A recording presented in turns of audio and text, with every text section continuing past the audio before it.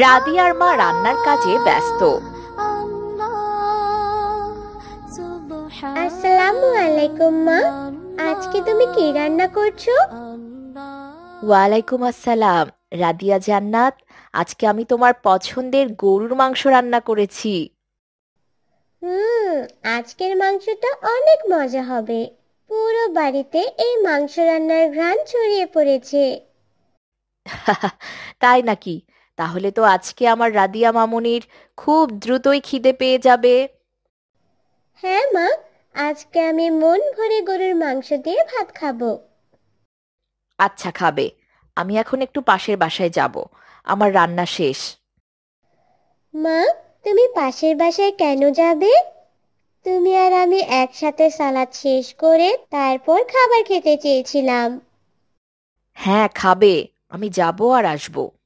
পাশের বাড়ির প্রতিবেশীর একটু খোঁজ নিতে যাব। ওদের বাসায় ভাবি নাকি খুব অসুস্থ। তুমি জানো রাদিয়া জান্নাত, আমাদের প্রতিবেশীদের মধ্যে যদি কেউ অসুস্থ থাকে তাহলে আমাদের উচিত তাদের খোঁজ খবর নেওয়া, তাদেরকে সাহায্য করা। তাহলে মা, আমিও তোমার সাথে যাব। ঠিক আছে, চলো। চূড়া হয়ে আড়ালে হারায় মেঘমালা আকাশে উড়ে উড়ে যায়। রাদিয়া জান্নাত তার মায়ের সাথে প্রতিবেশীর বাড়িতে যাচ্ছিল। তখন তাদের বাড়ির সামনে রুকাইয়াকে দাঁড়িয়ে থাকতে দেখে। মা, তুমি আন্টিদের বাসায় যাও, আমি রুকাইয়ার সাথে একটু কথা বলে আসছি। আচ্ছা, তবে দেরি করো না। শোভার পাহাড়ে সারি সারি।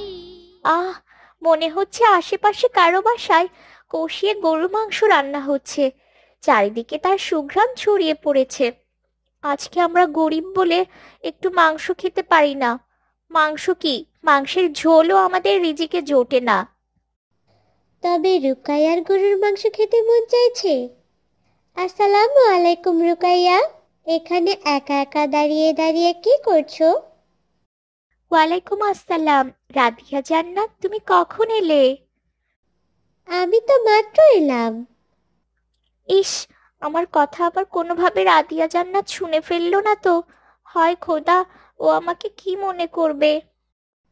কি হলো, কি এত ভাবছো? কই কিছু না তো। তুমি কোথায় যাচ্ছিলে রাদিয়া জান্নাত? আমি মায়ের সাথে পাশের বাড়ি আন্টির বাড়িতে যাচ্ছিলাম। তোমাকে দেখে ভাবলাম একটু কথা বলে যাই। ও আচ্ছা। ঠিক আছে, তুমি থাকো, আমি মায়ের কাছে যাই। আবার দেখা হবে ইনশাল্লাহ। ছায়া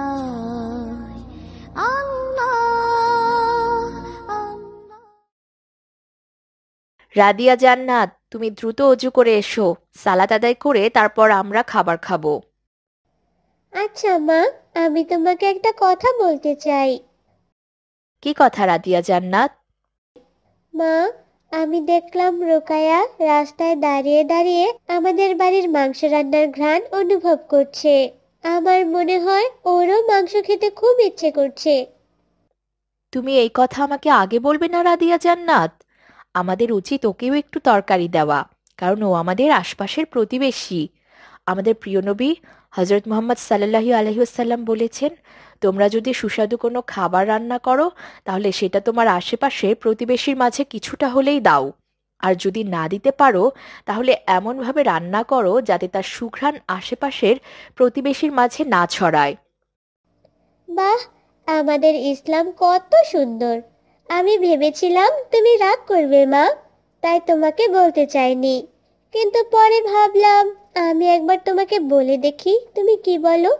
তাহলে মা, এখন আমাদের কি করা উচিত? আমি তোমাকে এক বাটি মাংস দিচ্ছি, তুমি ওটা রুকাইয়াকে দিয়ে আসবে। আমরা খাবো আর সে খাবে না, এটা কিভাবে হয়? আমার মাংস রান্না করাতে তোমার যেমন মাংস খেতে ইচ্ছা হচ্ছিল, ঠিক ওর তেমন ভাবে ইচ্ছা হচ্ছে, কিন্তু ও প্রকাশ করতে পারছে না, মনে মনে কষ্ট পাচ্ছে। তুমি দাঁড়াও, আমি মাংস নিয়ে আসছি। তারপর রাদিয়ার মা রাদিয়াকে এক বাটি মাংস এনে দিল। রাদিয়া জান্নাত, খুব দ্রুত ফিরে এসো কিন্তু। এমনিতেও জোহরের নামাজের ওয়াক্ত আর বেশি সময় নেই। ঠিক আছে মা, আমি খুব দ্রুতই ফিরে আসছি। অপরূপ সাজে বাহারি শোভা পাহাড়ি। আলহামদুলিল্লাহ, খাবারটা খুব মজার ছিল। মা, আমি রুকাইয়াকে যখন মাংসটা দিলাম ও অনেক খুশি হয়েছিল। ওর দু চোখে পানি চলে এসেছিল। আমাদের প্রতিবেশীদের এভাবেই সাহায্য করা উচিত। প্রতিবেশীরাই তো আমাদের বিপদে আপদে সবার আগে এগিয়ে আসবেন।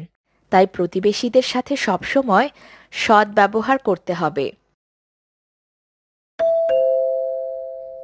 নিশ্চয় বাবা এসেছেন মা, আমার খাওয়া শেষ, আমি গিয়ে দেখছি। এই বলে রাদিয়া চলে যায়। পাহাড়ি সারি সারি গাছেরও ছায়া। আসসালামু আলাইকুম বাবা। ওয়ালাইকুম আসসালাম। রাদিয়া মামুনি, তোমার মা কোথায়? মা তো খাবার খাচ্ছে বাবা। আচ্ছা, তুমি খাবার খেয়েছো? হ্যাঁ বাবা।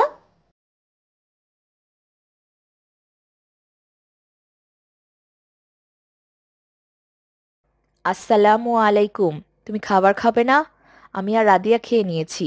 তুমি হাত মুখ ধুয়ে এসো, আমি তোমাকে খাবার দিচ্ছি। না, এখন আমার খাবার সময় নেই। তোমার কাছে যে 20,000 টাকা রেখেছিলাম, ওটা আমি দ্রুত এনে দাও তো। তা না হয় দিচ্ছি, কিন্তু হঠাৎ করে টাকা চাইছো যে? তুমি তো বলেছিলে ওই টাকাটা রাদিয়া জান্নাতের জন্য থাক। হ্যাঁ, বলেছিলাম, কিন্তু এখন ওটা ঘরে পুরনো থেকে আরেকজনের উপকারে আসবে। আমাদের প্রতিবেশী রহিম চাচা, তিনি অনেক অসুস্থ। তিনি আমার কাছে টাকা ধার চাইছিলেন, তাই আমি দ্রুত বাসায় আসলাম তাকে টাকাটা দেবার জন্য। ও আচ্ছা, এই ব্যাপার। তাহলে তুমি দ্রুতই টাকাটা নিয়ে তাকে দাও।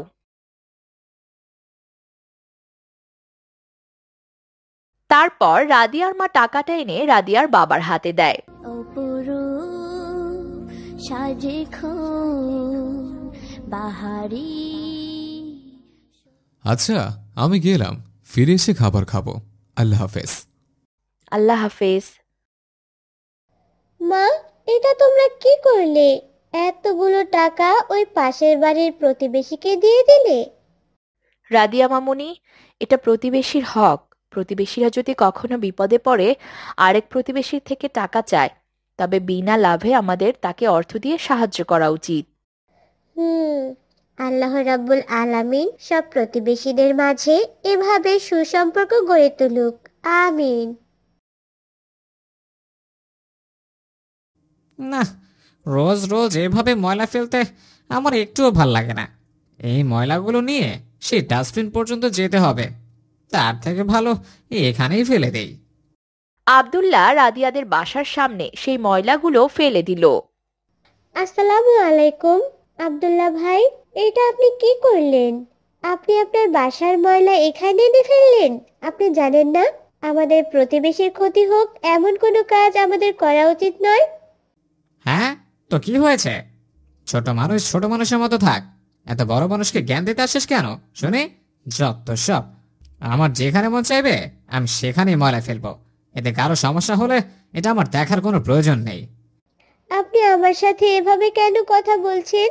আমি আপনার প্রতিবেশী, আর প্রতিবেশীর সাথে সবসময় ভালো ব্যবহার করা উচিত। মানছি আমি আপনার থেকে অনেক ছোট, তাই বলে কি আমার সাথে এমন আচরণ করবেন?